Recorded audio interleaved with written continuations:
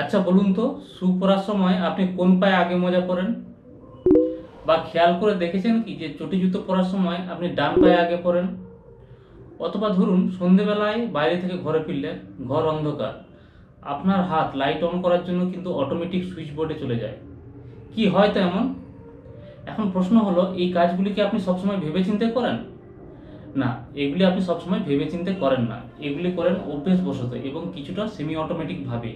এই কাজগুলি আপনি এর আগে এতবার করেছেন যে এগুলি আর একবার করার জন্য আপনার খুব একটা বেশি চিন্তা ভাবনার প্রয়োজন হয় না। বিভিন্ন স্টাডিতে দেখা গেছে আমরা প্রতিদিন যে সমস্ত কাজ করি তার 50-60% করি এই অভ্যেসবশত এবং কিছুটা সেমি অটোমেটিক ভাবে।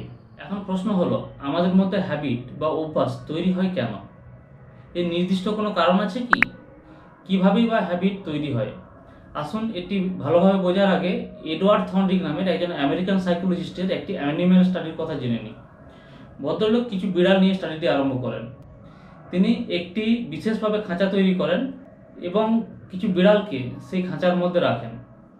খাঁচাগুলির বিশেষত্ব হলো এই যে একটি নির্দিষ্ট প্লেট বা প্ল্যাটফর্মের চাপ পড়ার ফলে খাঁচাগুলির দরজা খুলে যাবে এবং বিড়ালগুলি পালাতে সক্ষম হবে। যথারীতি বিড়ালগুলি খাঁচাবদ্ধ হওয়ার পর খাঁচা থেকে বেরোনোর জন্য বিভিন্ন রকমভাবে চেষ্টা করতে লাগলো। কেউ এলোমেলো ঘোরাফেরা করতে লাগলো, কেউ দরজায় কামড়াতে থাকলো, কেউ দরজায় নাক ঘষতে থাকলো। কিছু সময় এইভাবে চলার পর ওই নির্দিষ্ট প্লেট বা প্ল্যাটফর্মটিতে পা পড়ার ফলে দরজা খুলে গেল এবং বিড়ালগুলি পালিয়ে গেল। এরপর তিনি এই পরীক্ষাটি অনেকবার রিপিট করেন। ফলাফল হলো এই, পরীক্ষার শেষ দিকে বিড়ালগুলি বুঝতে পারলো যে ওই নির্দিষ্ট প্লেট বা প্ল্যাটফর্মটিতে পা পড়ার সাথে খাঁচা খোলার একটি সম্পর্ক আছে। তাই শেষ দিকে বিড়ালগুলিকে খাঁচার মধ্যে রাখলেই মাত্র 6 সেকেন্ডে বাইরে বেরিয়ে যেত, যেটি পরীক্ষার প্রথম দিকে 130 সেকেন্ড সময় লাগতো। অর্থাৎ একই কাজ বারবার রিপিট করার ফলে বিড়ালগুলির অপ্রয়োজনীয় মুভমেন্ট কমে গিয়ে প্রয়োজনীয় মুভমেন্টগুলি শুধুমাত্র শক্তিশালী হয়েছে, তাই তাদের বেরিয়ে যেতে সময় কম লেগেছে।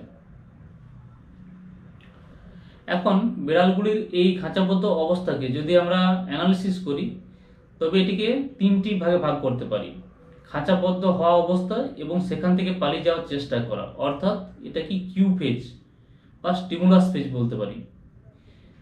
ওই নির্দিষ্ট প্লেট বা প্ল্যাটফর্মটিতে পা দেওয়া, অর্থাৎ অ্যাকশন ফেজ বলতে পারি, এবং খাঁচা থেকে বেরিয়ে যাওয়া, একে রিওয়ার্ড বা সলিউশন ফেজ বলতে পারি। একই কাজ বারবার রিপিট করার ফলে পরীক্ষার শেষের দিকে বিড়ালগুলির ব্যবহার কিছুটা সেমি অটোমেটিক হয়ে যায়। হিউম্যান ব্রেনও কিছুটা একইভাবে কাজ করে। ধরুন আপনি কোনো এক নতুন পরিস্থিতির মধ্যে পড়লেন যা নিয়ে আপনার কোনো পূর্ব অভিজ্ঞতা নেই, তা সে নতুন কোনো জায়গা থেকে বাস ধরাই হোক বা নতুন কোনো জবে জয়েন করা।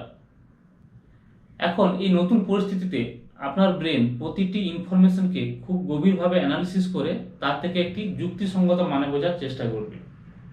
যেহেতু আপনি এখনো পুরোপুরি নিশ্চিত নন যে সমস্যাটির সমাধান কিভাবে হবে, তাই অ্যাভেলেবেল সমস্ত কিছু ইনফরমেশনকে আরও গভীরভাবে অ্যানালিসিস করবেন এবং বিড়ালগুলির প্লেটটিতে পা দিয়ে বাইরে বেরিয়ে আসার মতো কোনো আনএক্সপেক্টেড রিওয়ার্ড বা সলিউশন আপনিও খুঁজে পেতে পারেন। পরবর্তীকালে আপনি যখন একই পরিস্থিতির মধ্যে পড়বেন, ব্রেন তার স্ট্র্যাটেজি পাল্টাবে। অর্থাৎ দ্বিতীয়বার ওই পরিস্থিতিতে ব্রেন মনে করার চেষ্টা করবে যে প্রথমবার আপনি সলিউশন খোঁজার আগে ঠিক কী কী কাজ করেছিলেন এবং সেই কাজগুলিকে রিপিট করার চেষ্টা করবে।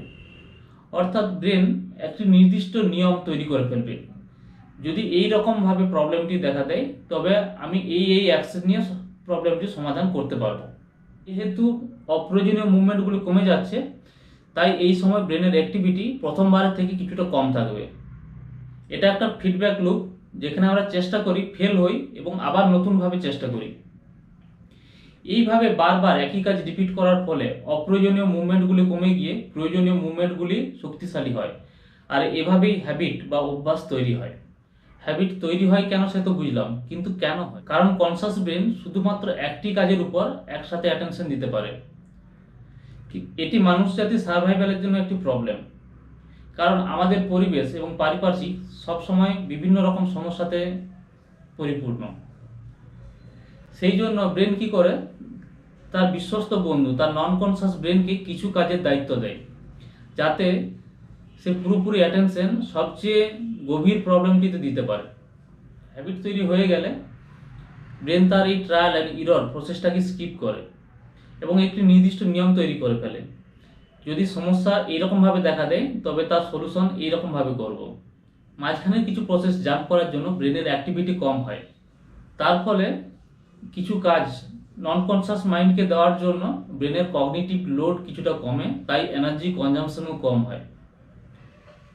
তাই এটা বললে অন্যায় কিছু হবে না যে অভ্যাস হলো অভিজ্ঞতা থেকে অর্জিত একটি মেন্টাল শর্টকাট রাস্তা, যেটি আমাদের কনসাস ব্রেনকে ওভারলোড থেকে মুক্ত করার জন্য ব্যবহার করা হয়।